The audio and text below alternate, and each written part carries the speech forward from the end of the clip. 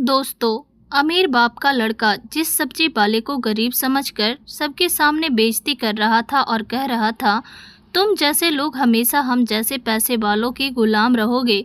लेकिन असल में वह सब्जी वाला कोई गरीब नहीं था। वह तो इतना बड़ा आदमी था कि उसकी सच्चाई जानकर सबके होश उड़ गए। फिर जो हुआ किसी ने सोचा भी नहीं था। सुबह करीब 10 बजे का समय था। रामलाल अपने सब्जी का ठेला लेकर गली गली सब्जी बेच रहे थे। तभी एक आदमी ने आवाज़ दी, अरे ओ बाबा, रुक जाओ, थोड़ी सब्जी लेनी है। रामलाल रुक गए। विनय धीरे धीरे ठेले की तरफ बढ़ा। उसने टमाटर उठाकर दबाया, पलट पलट कर देखा और पूछा, कितने रुपये किलो है? रामलाल ने थकी हुई लेकिन साफ आवाज़ में कहा, 50 रुपये किलो। साहब, ताज़ी सब्जी है। विनय ने सिर हिलाया और हंसते हुए बोला, ठीक है, 2 किलो दे दो, 100 रुपये दूंगा। रामलाल सब्जी तौलने लगे। तभी विनय ने अचानक कहा, नहीं, 100 रुपये ज़्यादा है, मैं 60 रुपये दूंगा। 60 में दे दो। 2 किलो के 60 रुपये। रामलाल ने हैरानी से उसकी तरफ देखा। साहब, आपने अभी तो 100 कहा था और अब 60 कह रहे हो। देखो, भाव तय है, 100 ही लूँगा। 60 में मैं कैसे दे दूँ? विनय बोला, कैसे दे दूँ? मतलब जैसे सबको देते हो वैसे ही मुझे दे दो। रामलाल ने कहा, नहीं बाबूजी, इतने रुपये में नहीं होगा। इतने रुपये मुझे भी नहीं पड़े हैं, मैं आपको कैसे दे दूं? विनय ने जोर से ठहाका लगाया। अबे दे रहा हूँ तो दे दे, ज़्यादा दिमाग मत लगाना, समझा ना? यह तो तेरे टमाटर हैं ना, उनको कोई 10 रुपये किलो भी नहीं खरीदेगा और तू 50 रुपये किलो की बात कर रहा है। रामलाल ने धीमी आवाज़ में कहा, साहब, यह सब्जियां मैं भी पैसे से लाया हूँ। 50 रुपये किलो का भाव है, उससे कम में नहीं दे सकता। मुझे मेरी मेहनत की कमाई चाहिए, कोई भीख नहीं। विनय का चेहरा तमतमा गया। भीख? तुझे मेरे पैसे भीख लग रहे हैं? वह चिल्लाया, तेरी इतनी हिम्मत कि तू मेरे पैसे को भीख बता रहा है? तू है कौन बे बुढ़े? उसने ठेले को जोर से धक्का दिया। ठेले पर रखे टमाटर सड़क पर लुढ़क गए, कुछ नाली की ओर बह निकले। रामलाल उसके गुस्से को देखकर कांपने लगे। उसने कुछ नहीं कहा, बस घुटनों के बल झुक गया और कांपते हाथों से टमाटर उठाने लगा। आंसू उसकी आंखों में भर आए, होठ बुदबुदा रहे थे। हे ऊपर वाले, मैंने ऐसा कौन सा पाप किया जो यह सजा मिल रही है? विनय रुका नहीं। उसने एक टमाटर उठाकर जोर से रामलाल की तरफ फेंका। टमाटर उसके कपड़ों पर फट गया, रस नीचे बह निकला। फिर उसने पास रखा लोटा उठाया और जमीन पर पटक दिया। लोटा फटकर बिखर गया। भीड़ लड़ाई का जमकर आनंद ले रही थी, लेकिन कोई भी रामलाल की मदद करने को तैयार नहीं था। इसी बीच भीड़ को चीरती हुई एक लड़की आगे आई। उसका नाम था कविता। बस करो, कविता ने गुस्से में विनय से कहा, क्या यही इंसानियत बची है? एक बुजुर्ग बेसहारा को पीट रहे हो, शर्म नहीं आती तुम्हें? विनय ने कविता को ऊपर से नीचे तक देखा और हंसते हुए कहा, ओ पगली, तू बीच में मत आ, यह लोग दया के लायक नहीं है। तू सोच रही है तेरे जैसे लोग इन्हें बचाकर बड़ा काम कर रहे हैं क्या? कविता ने सीधी आंखों में आंखें डालकर कहा, अगर अपने असली बाप की औलाद हो ना तो अपनी बराबरी से लड़ो। गरीब मजदूर पर क्यों हाथ उठा रहा है? रामलाल ने कांपते हुए हाथ रोक दिए और आंसुओं से भरी आंखों से कविता को देखा।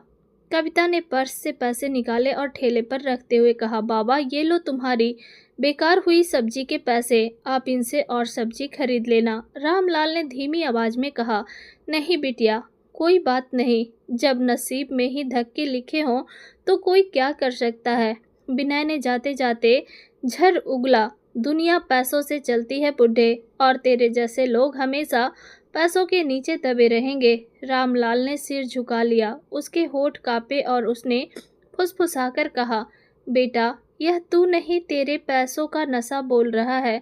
लेकिन याद रख, नशा चाहे शराब का हो या दौलत का, एक दिन उतर ही जाता है, और उस दिन तेरे जैसे लोग आईने में भी अपना चेहरा देखने से डरते हैं। मामला शांत हो चुका था, लेकिन जैसे ही कविता की नज़र रामलाल के चेहरे पर गई तो वह एक पल के लिए ठिठक गई। कविता बोली, बाबा, आपकी आंखें साफ कह रही है कि आप साधारण सब्जी वाले नहीं हैं। कोई तो राज है जो आप छुपा रहे हैं और मुझे ऐसा लगता है कि मैं आपसे पहले कहीं मिल चुकी हूँ। मुझे बताओ आप कौन हो और आखिर आप इस हालत में क्यों हो? रामलाल ने गहरी सांस ली और कहा, हाँ बिटिया, मैं कोई साधारण आदमी नहीं हूँ। और तो सुनना चाहती है ना तो सुन। यह कहानी मेरे अपनों की है जिन्होंने मेरे खून का रिश्ता भुला दिया और मुझे सड़कों पर ला खड़ा किया। कभी इस शहर में मेरा नाम सुनकर लोग झुक जाते थे। मैं रामलाल इंडस्ट्रीज का मालिक था। बड़ी कंपनी, हजारों कर्मचारी, करोड़ों का कारोबार। लोग कहते थे रामलाल नाम है तो भरोसा है। मेरे पास बंगला था, गाड़ियाँ थी, पैसा था और सब कुछ था। उसकी आंखें चमक उठी जैसे पुराने दिनों की झलक आ गई हो, लेकिन अगले ही पल आंसू भर आए। लेकिन बिटिया, जब इंसानियत को छोड़कर लालच घर में घुस जाए तो वह घर परिवार नहीं रहता, फिर वो एक जाल बन जाता है। मेरी पत्नी, उसके लिए प्यार का मतलब सिर्फ पैसा था। हर रोज कहती थी, रामलाल, पड़ोस की औरत हीरे का हार पहनती है, मैं क्यों ना पहनूं? हमारे पास कोई पैसों की कमी है क्या? हमारे पास इतना पैसा है तो दिखना भी तो चाहिए ना। मेरा बेटा वो कहता, पापा, दोस्त हंसते हैं कि मेरे पास पुरानी खटारा कार है, करोड़ों का कारोबार है आपका, और मुझे एक पुरानी कार दी है। क्या इज्जत रह गई मेरी? और मेरी बेटी वह कहती, पापा, मुझे ब्रांडेड कपड़े चाहिए। अगर मैं सादे कपड़े पहनूंगी तो लोग कहेंगे कि करोड़पति की बेटी कैसे कपड़े पहन रही है। मैंने हर बार उन्हें समझाया कि पैसा पेड़ पर नहीं उगता। मैंने यह कंपनी खून पसीने से खड़ी की है। अगर ऐसे ही खर्च करते रहे तो एक दिन सब डूब जाएगा। हमें कंपनी को मजबूत बनाना है ताकि आने वाली पीढ़ियां सुरक्षित रहे। हम अच्छा खा रहे हैं, अच्छा पहन रहे हैं, ज़रूरत की हर चीज़ है हमारे पास, फिर बिना बात के पैसों में क्यों आग लगानी? लेकिन किसी ने मेरी बात नहीं मानी, उल्टा सब ने मुझे ताने दिए। आपको हमसे प्यार नहीं, कंपनी से प्यार है। आप कंजूस हैं, आपको सिर्फ पैसों से प्यार है। आप हमें ऐशो आराम की ज़िंदगी नहीं दे रहे। बिटिया, उस दिन मुझे लगा जैसे मैं इस घर में अकेला हूँ। रामलाल की आवाज़ भर आई। भीड़ में से किसी ने धीमी आवाज़ में कहा, सचमुच लालच इंसान को अंधा कर देता है। कविता ने पूछा, फिर बाबा आपने क्या किया? रामलाल ने आंखें बंद कर ली और जैसे यादें बहुत भारी हो। मैंने सोचा वक्त के साथ सब बदल जाएंगे। मैंने उन्हें ज़्यादा समझाना बंद कर दिया, मगर धीरे धीरे उनकी डिमांड बढ़ती गई और मैं सबको खुश करने की कोशिश करता रहा। लेकिन अंदर ही अंदर मुझे लगता था यह मेरी मेहनत को खा रहे हैं। एक दिन मैंने गुस्से में कहा, तुम लोग मेरी मेहनत का पैसा पानी की तरह बहा रहे हो। मैं यह कंपनी सिर्फ ऐशो आराम के लिए नहीं चला रहा, यह हजारों कर्मचारियों का पेट पालती है। इससे उन लोगों के घर परिवार चलते हैं। अगर इसको कुछ हुआ तो उनका क्या होगा? मेरी पत्नी ने घूरती नज़र से मेरी ओर देखा और कहा, आपको हमेशा कंपनी की फिक्र है। अरे, आपको कंपनी से इतना ही प्यार है तो मुझसे शादी क्यों की? यह बच्चे क्यों पैदा किए? भाड़ में जाए आपकी कंपनी, मुझे बस पैसा चाहिए। मैं किसी चीज़ की तंगी नहीं भुगत सकती। मेरे बेटे ने कहा, पापा, आपकी सोच पुरानी है, इस सोच को बदलो, ज़माना बदल रहा है। और मेरी बेटी, उसने हंसते हुए कहा, पापा, अगर आप हमें यह सब नहीं दे सकते तो करोड़पति कहलाने का क्या फ़ायदा? उस दिन मैं भीतर तक टूट गया। सोचा यह मेरे अपने हैं और अपने होकर इस तरह की बातें कर रहे हैं। बिटिया, असल बात यह नहीं थी कि मैं उन्हें पैसे खर्च करने से रोक रहा था, बल्कि असल बात यह थी कि वह लोग ज़्यादा पैसा देखकर अपनी औकात भूल गए थे। अरे बिटिया, जिसने पैसों की तंगी भुगती हो उसको पता होता है कि पैसों की क्या कीमत होती है। अगर आपके पास 1 रुपया ना हो तो किसी की औकात नहीं कि कोई आपको एक सिक्का भी दे दे। बस यही चीज़ मैं उनको समझाने की कोशिश कर रहा था और अंततः सब कुछ उनका ही तो था, लेकिन वह मेरी बात समझ ना पाए। कविता का चेहरा गुस्से से लाल हो गया। बाबा, आपने कितना सहा, लेकिन फिर भी आप डटे रहे। रामलाल ने सिर हिलाया। हाँ बिटिया, मैं डटा रहा। मुझे लगा शायद वह एक दिन समझ जाएंगे, लेकिन मैं गलत था। वे तो और भी चालाक हो गए। धीरे धीरे उन्होंने मेरे खिलाफ चाल चलनी शुरू कर दी और मैं अपने ही परिवार की चालाकी समझ नहीं पाया। उसकी आवाज़ काँप रही थी। उसने ज़मीन पर फैली सब्जियों की ओर देखा और कहा, देख बिटिया, यह आलू, यह टमाटर, इनकी क्या औकात, लेकिन देखो नसीब का खेल। आज मैं इन्हें बेच रहा हूँ और 50 रुपये के लिए रो रहा हूँ। कविता की आंखें भर आई। उसने कहा, बाबा, आपने अब तक बताया कि वे लालची थे, लेकिन असली धोखा कैसे हुआ? आखिर आपको सड़क पर किसने ढकेला? रामलाल ने गहरी सांस ली। बिटिया, असली खेल तब शुरू हुआ जब मेरे अपनों ने मीठा जहर घोलना शुरू किया। वो लोग जो हर दिन मेरी मेहनत का मजाक उड़ाते थे, अचानक बदल गए और मैं उनकी चाल समझ नहीं पाया। कुछ महीनों तक सब बदला बदला सा लगने लगा। मेरी पत्नी मेरे लिए खाना परोसती और कहती, अब हम समझ गए हैं जी, आप सही कहते थे, हमें फिजूल खर्च छोड़ देनी चाहिए। बेटा हर सुबह मेरे पैर छूता और कहता, पापा हमें माफ़ कर दो, हमसे बहुत बड़ी गलती हो गई जो हम आपको समझ नहीं पाए। और मेरी बेटी मेरे पास आकर कहती, पापा आप दुनिया के सबसे अच्छे पापा हो। बिटिया, उस वक्त मुझे लगा कि शायद मेरी मेहनत रंग लाई, लगा कि मेरा परिवार सचमुच बदल गया है। मेरे दिल में उम्मीद जग गई कि अब सब ठीक हो जाएगा, लेकिन वो सब दिखावा था, एक नकली नाटक। उन्होंने धीरे धीरे मेरा भरोसा जीत लिया और एक दिन वो सब मेरे पास आए, बड़े प्यार से बोले, पापा कंपनी को अब नई ऊंचाई पर ले जाना है, इसके लिए कुछ फॉर्मेलिटी करनी होगी, बस कागजों पर आपके दस्तखत चाहिए, बाकी सब हम संभाल लेंगे। मैंने कहा, कौन से कागज़? तो मेरी पत्नी हंसते हुए बोली, बस कुछ छोटे मोटे पेपर हैं, चिंता मत कीजिए। मेरे बेटे ने मेरी आंखों में आंखें डालकर कहा, पापा अब आपकी उम्र हो रही है, अब सब कुछ हमें संभालने दीजिए। आपने हमें जो दिया है वह हमारे लिए बहुत है, अब हमारी बारी है ताकि हम आपके लिए कुछ कर सकें। बस आप सिर्फ साइन कर दीजिए। बिटिया, मैं पिघल गया। मैंने सोचा आखिर अपने ही बच्चे हैं, अगर कंपनी को आगे ले जाने के लिए मुझसे साइन चाहिए तो क्यों ना कर दूं। और मैंने बिना देखे दस्तखत कर दिए। रामलाल ने कांपते हाथों से हवा में इशारा किया। मुझे क्या पता था कि वही कागज़ मेरे लिए मौत का फरमान होंगे। वह कोई फॉर्मेलिटी नहीं थी, वह पावर ऑफ अटर्नी और प्रॉपर्टी ट्रांसफ़र के पेपर थे। धीरे धीरे सब कुछ उनके नाम हो गया, बैंक अकाउंट, बंगला, गाड़ी और मेरी कंपनी, जिसे मैंने अपनी आत्मा से खड़ा किया था। और जब मुझे सच्चाई पता चली तो मैंने विरोध किया। मैंने अपनी पत्नी से कहा, यह सब मेरा है, मेरी मेहनत से बना है, लेकिन उसने मेरे चेहरे पर थूकते हुए कहा, अब यह सब हमारा है, तुम्हारी अब कोई ज़रूरत नहीं। मेरे बेटे ने चिल्लाकर कहा, पापा अब हमको भी कुछ करने दो, या हर जगह अपनी चलाओगे। और मेरी बेटी वो हंसते हुए बोली, पापा अब हम जैसा करेंगे आप चुपचाप देखना, अगर कोई चीज़ पसंद ना